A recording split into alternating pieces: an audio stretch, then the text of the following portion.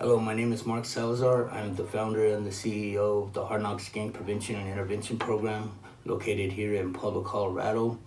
I'm a former member of one of the oldest neighborhoods here in Pueblo, Colorado. I grew up right here in the midst of the east side, and I grew up within the gang culture, and so I'm very well familiar with the destructive behavior and the norms that happen within the culture in and of itself. However, it ultimately led me in and out of juvenile detention centers, in and out of the county jail, and which used to always be a family reunion for the most part, but little did I know that once I got to prison, it was a whole new ballpark, and so I won't get too much into detail. However, I will say that, I pled out to first degree assault for shooting a good friend of mine for disrespecting me in front of my mom at the time in which I was 20 years old. And I also shot at a police officer, and in which, there was a lot of things that I wasn't processing at the time, considering I was under the influence of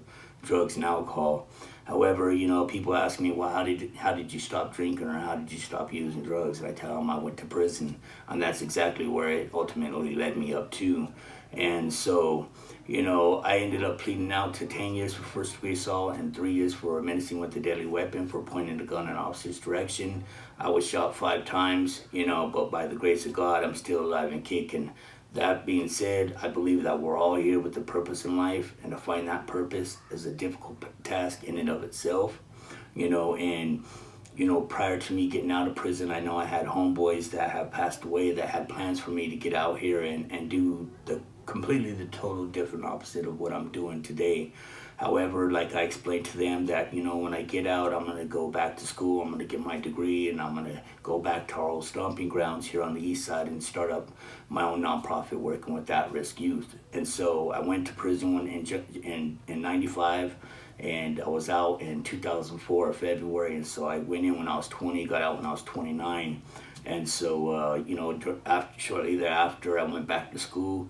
I got my associate's degree, and then I eventually got my certification as an addiction counselor. And so, I eventually started off at Detox, working there for about 3.5 years, and then got promoted to a residential counselor.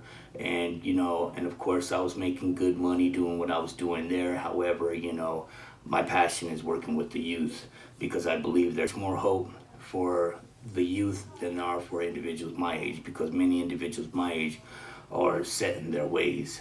And so, when I got out here, I eventually started, pounding the pavement and starting to just volunteer my time working, and doing speaking engagements throughout the schools and throughout the detention centers and things of that nature. But it took me from 2006 March all the way up until July 2015. I was volunteering my time throughout various sources throughout our community, just trying to provide them with some insight as far as like gangs and prison politics and things of that nature.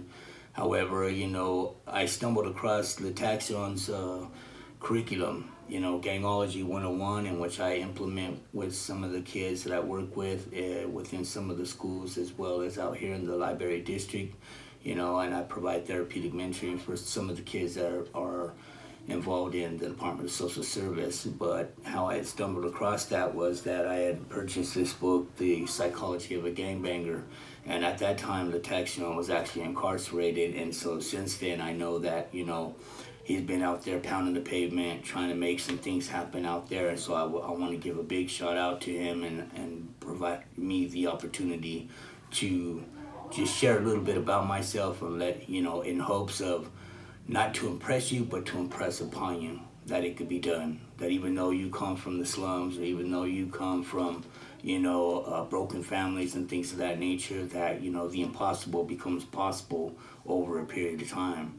But it's just on each and every one of us to plant the seeds and continue to water those seeds with knowledge, in hopes that we can all play our part and help and shape and mold the minds of some of today's youth.